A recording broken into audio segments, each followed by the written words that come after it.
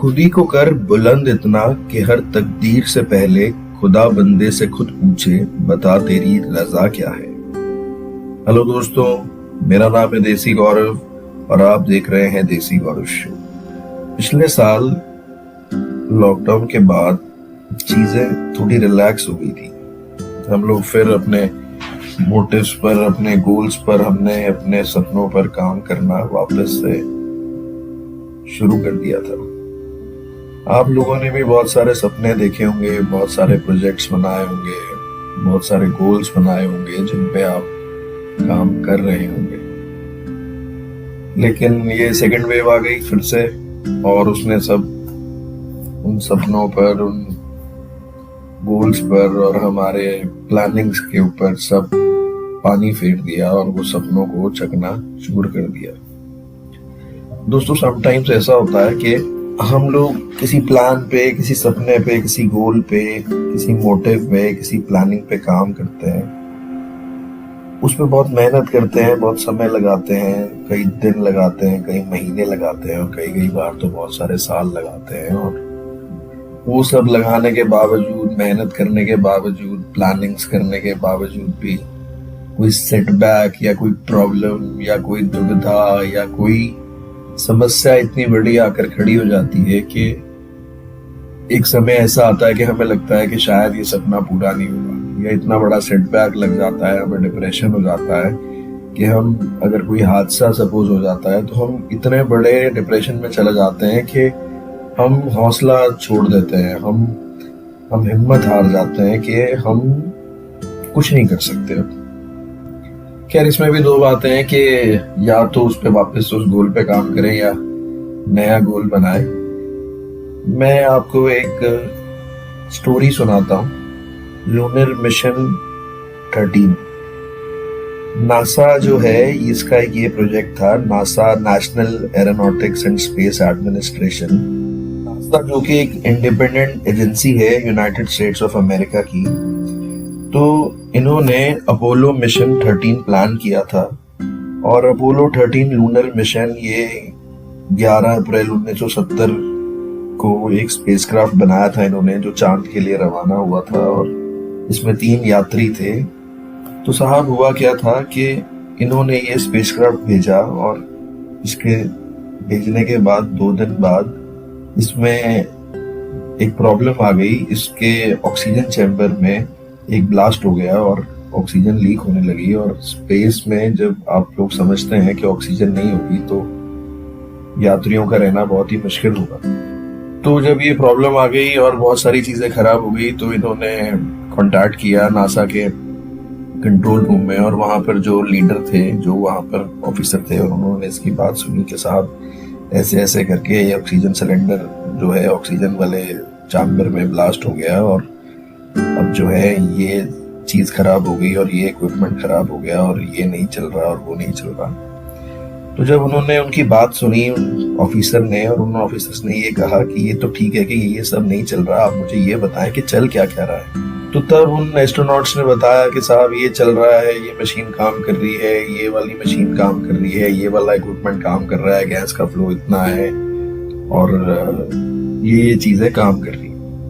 तो उन्होंने उनकी बात सुनी और उन्होंने ये कहा कि जो जो आपकी चीजें चल रही हैं, जो जो इक्विपमेंट्स काम कर रहे हैं, आप उनकी तरफ ध्यान दें और हो सके तो जो भी आपके पास सामान है, जो भी खाना है, पानी है या बैटरी है, पावर है, आप उसको रिजर्व रखें और कम से कम उसका ढंग से इस्तेमाल करें ताकि वो चीजें जो हैं हम लंबे समय तक खींच सकें। और हम इसके बारे में कुछ विचार करते हैं, कुछ प्लान करते हैं, कुछ सोचते हैं। तो साहब, नासा ने प्लान किया कि 4 लाख किलोमीटर दूर है धरती से चांद और बहुत नजदीक एक स्पेसक्राफ्ट चांद के पास पहुंच चुका था। और अब मेन दुविधा ये थी कि इन यात्रियों को, इन 3 एस्ट्रोनॉट्स को जिंदा वापस कैसे लाया जाए। तो साहब, इन्होंने जो कि ये स्पेसक्राफ्ट का मिशन 45 आवर्स का था और ये स्पेसक्राफ्ट 45 आवर्स के लिए बनाया गया था, उस स्पेसक्राफ्ट को इन्होंने 104 घंटे तक चलाया और ये चांद पे उतरने की बजाय इसको चांद के चक्कर लगाने लगे ये लोग, और इन्होंने उस स्पेसक्राफ्ट को एक नौका का, एक बोट का रूप दिया और तीनों यात्रियों को सकुशल वापस इन्होंने धरती पर लैंड कराया। तो दोस्तों, बजाय कि हम इस बात पे फोकस करें कि हमारे पास क्या नहीं है, और अगर हम इस चीज पे फोकस करेंगे हमारे पास क्या है, तो हम शायद बड़े से बड़ी जंग जीत सकते हैं। अब जैसे कि इस कोविड में, इस लॉकडाउन में हमारे पास मौका है, हमारे पास समय है, बहुत सारी चीजें नहीं भी हैं, हम बाहर नहीं जा सकते, रूल्स रेगुलेशंस मानने हैं, हमें कोरोना ना फैल जाए उसका ध्यान रखना है और हमें घर पर रहना है।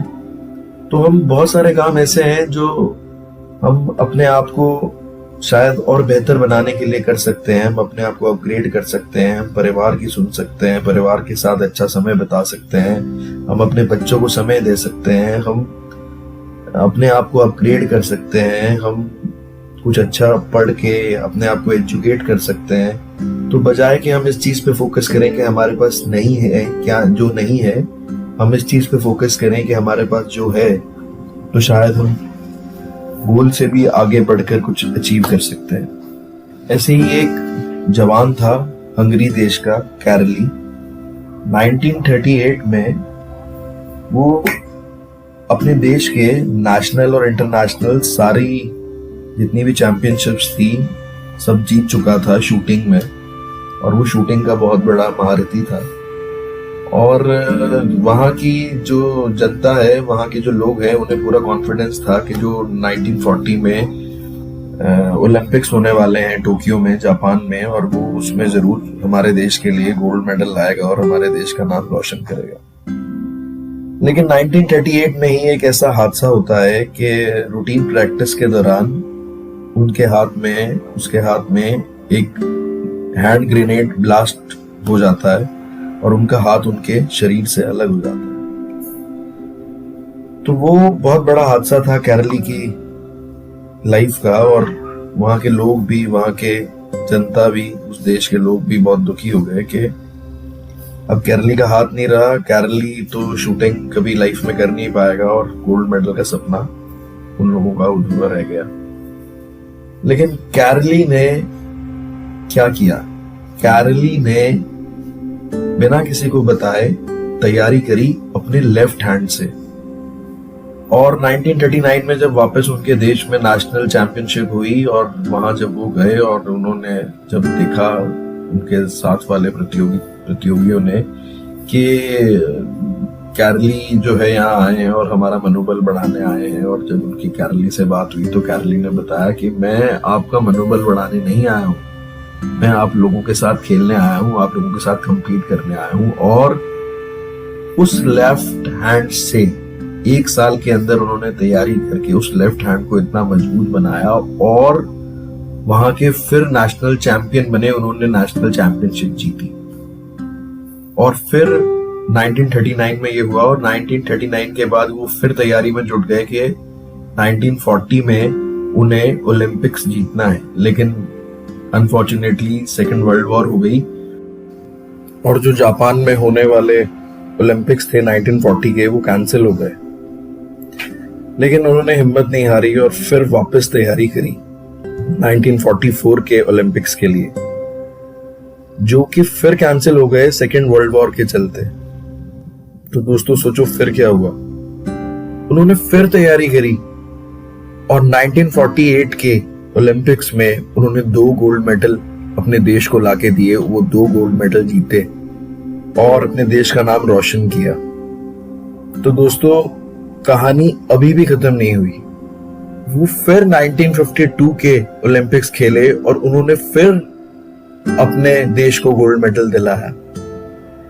तो दोस्तों हिम्मत कभी लाइफ में हारनी नहीं चाहिए, हौसला रखना चाहिए। लाइफ आपको क्या देने वाली है ये आपको नहीं मालूम। शायद वो अगर अपना राइट हैंड ही इस्तेमाल करते रहते शूटिंग के लिए तो शायद हो सकता था कि शायद वो ना जीत पाते गोल्ड मेडल्स अपने देश के लिए। लेकिन इतने सालों की तपस्या के बाद उन्हें जीत हासिल हुई और उन्होंने अपने देश का नाम रोशन किया। तो दोस्तों हिम्मत नहीं हारनी चाहिए। ऊपर वाले ने कुछ सोच रखा होगा आप लोगों के बारे में। तो आप जिस भी परिस्थिति में हैं, जिस भी सिचुएशन में हैं, और शायद उसको उस सिचुएशन में आपको बहुत साल हो चुके हैं, तो आप डिसीजन लीजिए, आप रास्ता ढूंढिए, आप हिम्मत रखिए, आप हौसला रखिए, तो जरूर आप भी अपनी प्रॉब्लम से निकल पाएंगे और अपनी प्रॉब्लम को ही शायद हथियार बनाकर लड़ेंगे और जीत जाएंगे। तो कैसा लगा आपको मेरा ये पॉडकास्ट, आप कमेंट्स में जरूर बताएं। और मैं हूं देसी गौरव, आपका दोस्त, आपका होस्ट, और आप देख रहे थे Desi Gaurav show. Thank you so much, love you all, thank you.